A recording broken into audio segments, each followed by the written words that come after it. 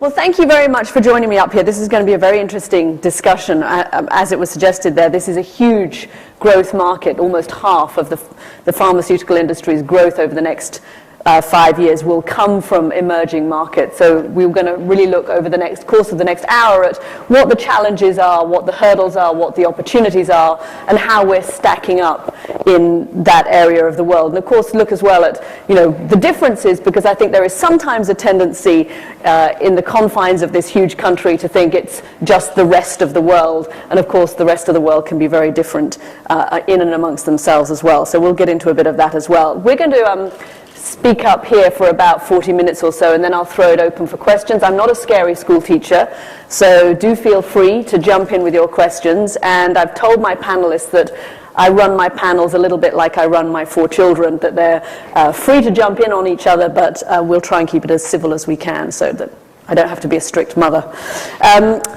Let's start by looking at what the goal is of pharma in emerging markets. I mean, that seems to be the logical place to begin, David. I mean, if you look at what we're trying to achieve in emerging markets, how would you characterize it? I guess as an academic, I sometimes bring problems rather than solutions, but I guess you guys can do the solutions.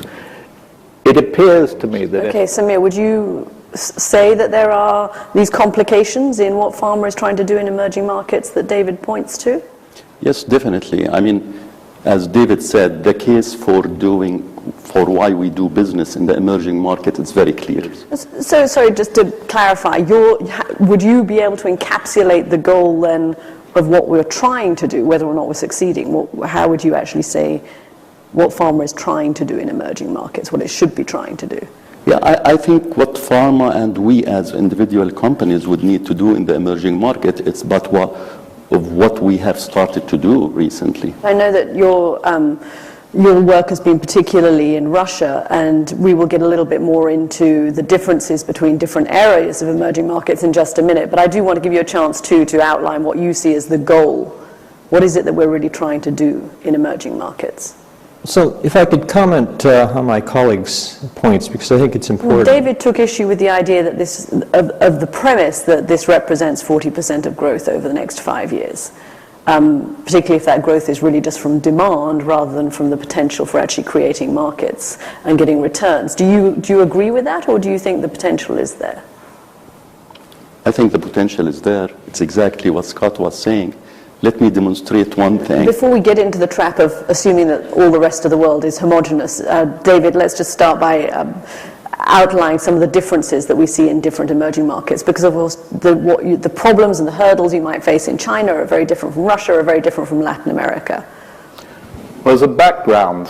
Not to mention Africa. As a background, if we take 1800... How do the experiences that David was outlaying there compared to the experiences that you've had, particularly working in Russia, for example? Because that's, again, a very different market from China or India or what we might think of as the emerging markets. I give the government of Russia a lot of credit. We're learning better now? Do you think industry is more conscious? I mean, I imagine most of the people in this room would be surprised by your figure about Russia.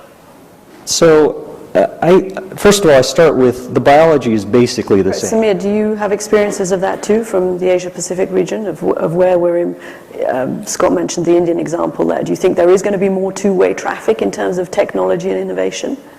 Definitely.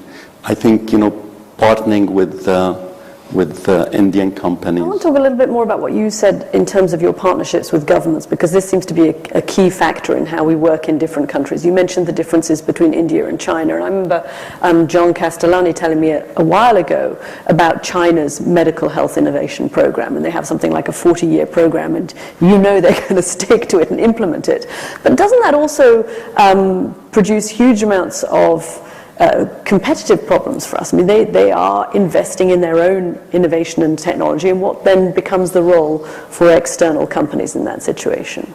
Yeah, it's like you are helping build your future competitor, right? So I think, it's a difficult thing. David, I want you to jump in there, because you're the one that's come up with some more skeptical comments about the future prospects. And is the model that Samir has laid out the one that's basically going to work? Well, the world's a hard place. Your experience with the Russian government seems to have been very positive. It is, absolutely. Do you agree with David that there is a clash of interests, or necessarily one? You know, I think we've seen this around the world. If anyone does have any questions for the panel, then thank you. Do feel free, otherwise we will continue up here. Well, keep thinking.